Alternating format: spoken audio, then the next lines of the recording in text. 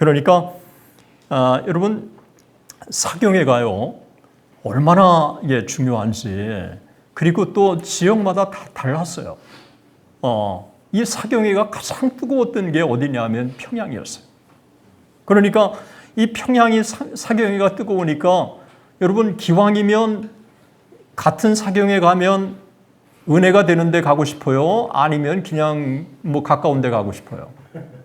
여러분 은혜 되는 데 가고 싶잖아요.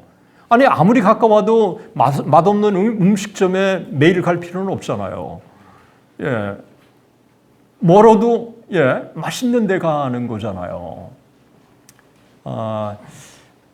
그 필라델피아에 가면 아주 큰 교회를 담임하는 분이 하나 계세요. 제가 이름은 밝히지 않지만 그분이 제가 그 1999년에 그 교회에 잠깐 이제 한 1, 2개월 다닌 적이 있었는데요. 그분이 그런 얘기를 하시는 거예요. 자기가 결혼하고 나서 부산에서 신혼여행을 갔는데 부둣가에서 저 멀리 보니까 오징어 잡이 어선들이 있는데 한밤중에 불을 환하게 켜니까 오징어 떼가 몰려들어서 오징어 잡이를 한다. 저렇게 멀리 떨어졌어도 불빛이 있으니까 오징어들이 보인다. 그러면 교회는 좀 더 교회에 떨어져 있어도 은혜가 되면 사람들이 모일 거다. 그래서 당시에는 교포교회들이 그냥 주택가나 이런 데 있는 게 일반적이었는데 아예 값싼 땅을 사가지고 건물을 지어서 좀 거리가 돼도 그렇게 자기가 용기를 내서 했는데 그게 성공적이었다. 그분의 메시지를 들으면 이 메시지에 은혜가 되는 거예요. 그러니까 은혜가 되면 사람들이 그 교회를 찾아들은 거예요. 사경회는 더더욱 그렇습니다. 그래서 평양 사경회를 참석하기 위해서 목포에서 쌀을 이고 그 다음에 그 추운 겨울 그냥 평양까지 걸어서 가고요. 심양에서도 평양까지 오고 의주에서도 평양까지 오고 이러면서 평양의 사람들이 사경회에 모여들기 시작한 거예요. 그런데 모여드는 사람들마다 하나같이 은혜를 받은 거예요. 그러니까 신학올보에는 이런 하소연이 있어요. 1903년에 신학올보에 한 기자가 이런 글을 쓴 거예요. 서울교회나 평양교회나 하나님을 섬기고 읽는 성경도 하나요.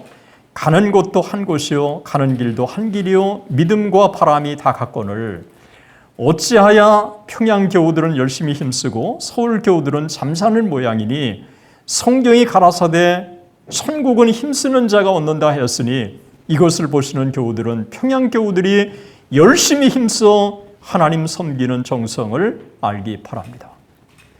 사경회가 영적으로 살았다는 것은 그 지역의 교회들이 살았다는 거거든요. 그리고 또 사경회가 삶으로써 그 지역에 있는 사람들이 영적으로 사니까 교회마다 살아 있는 거예요. 그러니까 여러분 정말 하나님께서는 한 지역 전체를 한 나라 전체를 부흥의 역사로 만드시기도 하지만 일반적인 특징 중에 하나는 부흥이 일어나기 전에는 한 지역에 특별히 영적으로 각성된 지역이 존재한다고 하는 것을 여러분이 아시면 좋을 것 같아요. 제가 아일랜드의 켈스 지역을 잊을 수가 없습니다. 1859년에 아일랜드에 놀라운 부흥운동이 일어난 곳이지 않습니까? 이 아일랜드에 놀라운 부흥운동이 일어난 곳인데 제가 아일랜드의 부흥의 현장을 갔다가 깜짝 놀랐어요. 켈스에 장로교회가 하나 있는데 그 담임 목사님과 얘기하는데 주일날 몇 명이 모이냐? 400명이 모인대요. 이런 교회가 3군데가 있대요. 그러면 몇 명이에요? 저 어려운 질문 하잖아요. 1200명이잖아요. 그런데 그 도시 인구가 1600명이래요.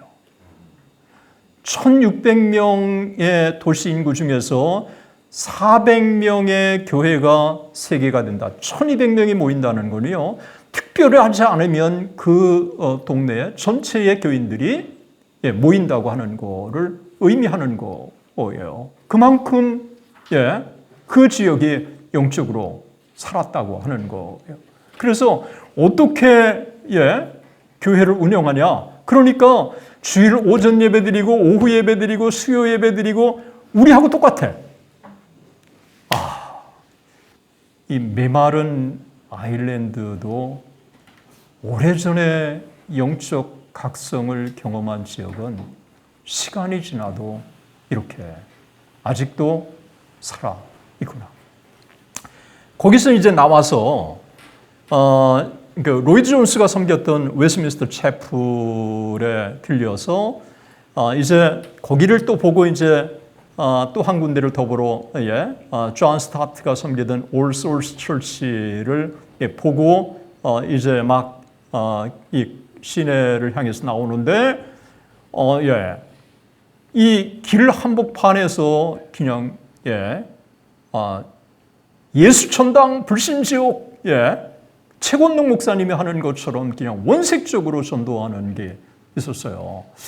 그 너무 제가 궁금해가지고 당시 캠브리지 대학의 박사과정에 있는 제자가 옆에 있어서 한번 자기가 다녀오겠다고. 그래서 다녀와서 전도지를 하나 가지고 왔는데 그냥 지옥불에 이 빨간 불에 홀홀 타오르는 그냥 원색적인 그냥 지옥 이 그림이 있는 거예요. 이러면서 원색적으로 그냥 복음을 전하는데 아니 런던에도 이렇게 복음을 전하는 게 아직 있어. 저는 깜짝 놀란 거예요. 그 전도지에 딱 보니까 바로 이 켈스에서 온 사람들. 그래요. 그래서 저는 그게 2006년이었는데 15년 전에 런던은 희망이 있다고 봤고요. 지금 영국의 교회들이 다시 밑바닥부터 서서히 다시 일어나고 있다고 하는 소식을 제가 들었습니다. 이제 이 사경회라고 하는 게 그만큼 중요했고, 그 다음에 이 사경회라고 하는 게 한 지역의 놀라운 각성운동이 일기 시작합니다. 이런 지역이 평양에도 있고요, 원산에도 있었던 거예요. 그리고 송도에도 있었고, 근데 원산에서 사역하고 있는 2명의 선교사가 있었습니다. 화이트와 그 다음에 맥컬리라고 하는 선교사인데, 화이트는 중국에서 활동하는 선교사였고요. 그런데 잠시 원산을 방문한 거고, 맥컬리는 장로교 여자 선교사예요. 이 두 사람이 함께 모여서 선교사들 가운데 부흥이 있게 해달라고, 한국인들 가운데 부흥이 있게 해달라고 기도하기 시작한 거예요. 1934년 한국 선교 50주년 때 하디가, 많은 사람들이 원산 부흥운동의 주역은 하디다. 그럴 때 하디가 진솔하게 고백합니다. 원산 부흥운동의 주역은 내가 아니라 사실 그 시발은 화이트와 맥컬리 2명의 선교사들에게 있었다. 이 2명의 선교사들이 조용히 한국인들 가운데, 선교사들 가운데 부흥이 있게 해달라고 기도하기 시작한 거예요. 그리고 자기들에게 존경을 도전을 주고 자기들이 존경하는 하디 선교사, 의료 선교사를 찾아가가지고 어떻게 하면 효과적으로 기도할 수 있는 3편의 강의를 해달라고 부탁을 한 거예요. 그 3편의 강의가 Faith in Christ, 그리스도 안에 있는 믿음, 그리고 Abiding in Christ, 그리스도 안에 굳게서, 그리고 Pentecostal Experience, 오순절 경험, 요 3편의 강의를 준비를 한 거예요. 준비를 하면서 그가 말씀과의 깊은 은혜를 경험한 거예요. 그가 깊은 말씀의 은혜를 경험한 게 요한복음 14장 12절, 15장 7절, 그리고 16장 23절, 그리고 누가복음 11장 13절. 이 말씀에 큰 은혜를 받기 시작하는 거예요. 여러분, 참 우리가 중요한 게요, 이 말씀과의 만남이 중요한 거예요. 예, 그래서 이 말씀과 이 성령은 늘 같이 가는 거예요. 성령은 말씀을 통해 말씀과 더불어 역사한다는 게 이게 종교개혁의 원리예요. 말씀을 도외시한 성령의 역사는 신비주의에 빠질 위험이 정말 높습니다. 예, 그리고 성령이 없는 말씀은 머리로만의 이 지식으로만 끝날 가능성이 높아요. 그래서 사도행전은 늘 말씀과 성령이 같이 같은 거예요. 그러니까 여러분 토론토 대학을 졸업했죠. 의료 선교사죠. 영국 시민권자죠. 그랬던 이 하디가 말씀과 딱 만나면서 한국 선교의 실패 원인이 한국인들에게 있다고 생각했는데 한국인들에게 있는 게 아니라 자신에게 있다고 하는 생각을 갖기 시작한 거예요. 이때서부터 하디가 하나님 앞에 눈물로 기도하기 시작한 거예요. 그러면서 하나님의 말씀과 딱 만나면서 그가 하나님 앞에 깊은 은혜를 경험하기 시작한 것입니다. 여러분, 이런 가운데 은혜를 경험하고 나서 1903년 8월 24일부터 30일 동안에 원산 기도회를 인도하기 시작한 거예요. 원산 기도회 인도하면서 원산 기도회에 참석했던 7명의 여자 선교사들이 하나같이 동일한 은혜를 받은 겁니다. 여러분 저를 따라서 하시죠. 은혜 받은 사람이 은혜를 나눈다. 여러분 아멘이시죠? 아멘. 여러분 죄송한데 목사님 여기 박 목사님 계시는데 참 한국 교회 일반적으로 목회자가 은혜를 받지 않는데 그 교회가 은혜를 받을까요? 불가능합니다. 네. 구역장이 은혜를 받지 않는데 구역원이 은혜를 받을 수 있을까요? 없습니다. 그러니까 정말 한국 교회의 이 하디라고 하는 한 인물을 하나님이 택하셔서 그가 깊은 은혜를 경험하게 하신 것. 그리고 그가 의사였기 때문에 보통 여러분 의사들은 웬만하면 은혜를 못 받습니다. 이 하디가 깊은 은혜를 경험하고 나서 이 한국인들 가운데 선교사들 가운데 말씀을 나누니까 선교사들 가운데 깊은 은혜를 경험한 거고요. 그리고 또 그 다음 주에 한국인 교회에 와서 말씀을 나누는데 한국인들 가운데 놀라운 은혜가 그 가운데 임했던 겁니다. 하디가 이런 고백을 합니다. 성령이 내게 오셨을 때 그의 첫 요구는 나의 선교사 생활의 대부분을 함께 보냈던 선교사들 앞에서 나의 실패와 그 실패의 원인을 시인하게 하시는 것이었다. 그것은 고통스럽고 굴욕적인 경험이었다. 여러분, 동료 선교사들 앞에서 나 성령 충만도 못 받았어요. 나는 정말 인종 편견이 있었어요. 세그리게이션이 있었어요. 그리고 참 인종 차별 디스크리미네이션이 있었어요. 이런 얘기를 한다고 그리고 또 백인 우월주의 이런 것들이 또 있었어요. 이런 것들이 고백하기가 쉽지 않잖아요. 그런데 친솔하게 그냥 선교사들 앞에서 고백한 거예요. 그러니까 성령께서 강하게 역사하시면 자기가 고백하고 싶어서가 아니라 성령께서 강권하시니까 자기의 지위를 토로하는 거예요. 사도행전처럼. 그리고 또 한국인들 앞에서도 자기의 있는 그대로를 고백한 거예요. 그러니까 한국인들이 비로소 죄가 무엇인가를 깨닫기 시작했다는 거예요. 여러분 한국의 파송선 선교사들이요, 참 한국 사람들은 감사도 모르는 민족이다. 이런 글도 있어요. 그렇게 줘도 고맙다는 얘기 잘 못 들었대요. 그러니까 한국인들은 감사를 모르는 민족이다. 그리고 또 회개를 모르는 민족이다. 회개하라 그러면 내가 살인했어. 내가 무슨 이렇게 생각하는 거예요. 왜 그러냐면 우리는 체면 문화이기 때문에. 그러니까 한갑을 맞아가지고 빚을 내서라도 3일 잔치를 해야 돼요. 그 다음에 굶든지 말든지. 이렇게 체면 문화에 익숙한 사람이기 때문에 하나님 앞에 서는 것보다는 사람 앞에 서는 게 익숙한 사람들이었던 거예요. 그런데 하디가 진솔한 고백을 통해서 한국인들이 회개가 있기 시작한 것입니다. 하디가 이런 고백을 해요.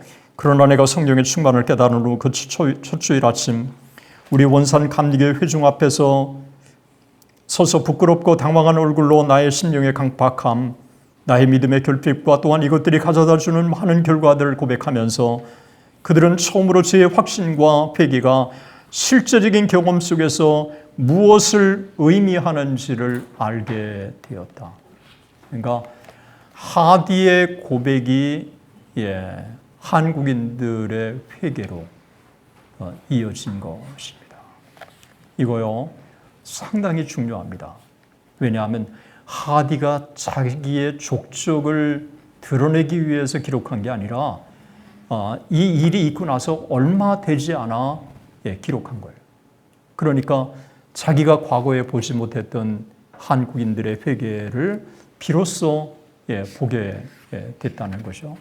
그래서 이 하디가 선교사들 앞에서 회개할 때 선교사들 가운데 회개운동이 일어났고 한국인들 가운데 회개했을 때 한국인들 가운데 회개운동이 일어나고 그리고 하디의 회개가 원산 지역에 계속해서 연속적으로 일어나고 그 유명한 스칸디나비아 선교의 책임자였던 프란손이 한국에 입국을 하게 되고 그래서 감리교 선교사, 장로교 선교사, 침례교 선교사들이 은혜를 받게 되고 그리고 은혜를 받은 사람들이 참 그렇듯이 하디도 그동안에 실패감을 안겨줬던 강원도 지경토에 가서 1904년 2월 달에 사경회를 인도한 거예요. 그런데 사경회를 인도하기 전에 제가 기록을 보니까 그 사술막이라고 하는 지경토인데 지경토 전에 사술막이라고 하는 이 여인숙에서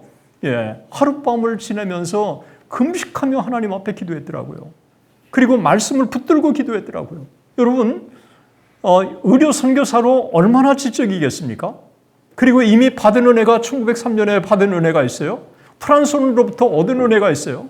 사실 기도하지 않고도요 얼마든지 가서 말씀을 전할 수 있지만 하나님께서 은혜를 주셔야 된다고 하는 이 간절한 마음을 가지고 하나님 앞에 금식하며 기도한 거예요.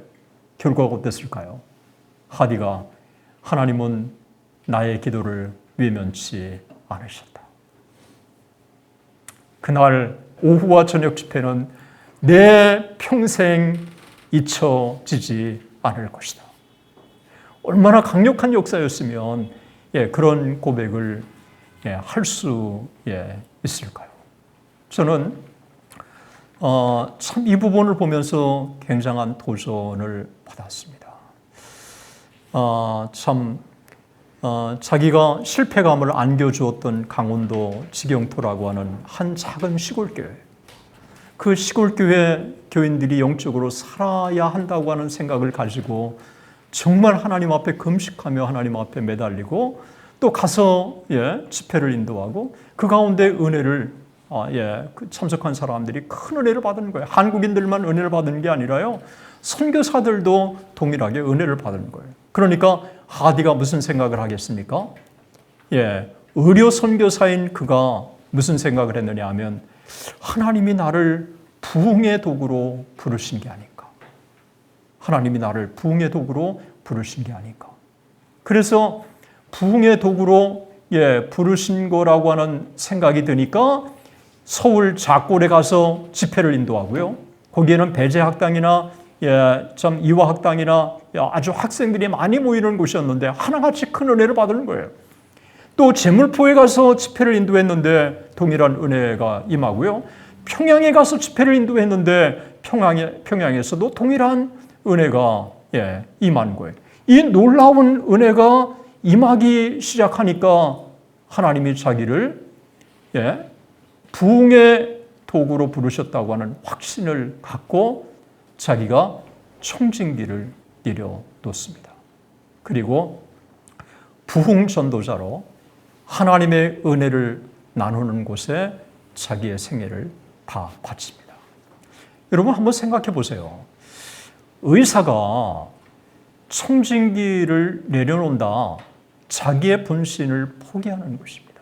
그런데도 불구하고 청진기를 내려놓고 부흥의 전도자로 자기를 부르셨다고 확신하고, 그리고 자기가 필요한 곳마다 가서 부흥회를 인도하고 놀라운 부흥운동이 그들 가운데 임하는데 하나님이 그를 사용하신 거예요. 하나님이 자기를 부르셨다고 하는 이 콜링에 여러분 철저하게 순종한 거예요. 저는 한국에 파송된 선교사들에게 정말 많은 강점을 이야기할 수 있지만 최고의 강점은 소명에 살았다는 것입니다. 한국에 파송된 선교사들은요, 정말 시기심도 많았어요. 약점도 많았어요. 이 편지에 보면 쟤는요, 뭐 그러면서 그냥 막 브라운 선교사한테 험담도 하고 그래요. 예, 쟤는요, 뭐 너무 마음이 좁아요. 뭐 이러면서 이 비판하는. 그런데 이들에게 공통적인 게 하나 있어요. 모든 선교사들이 하나님 앞에의 이 소위 소명의식, 이게 너무 분명했다고 하는 것입니다.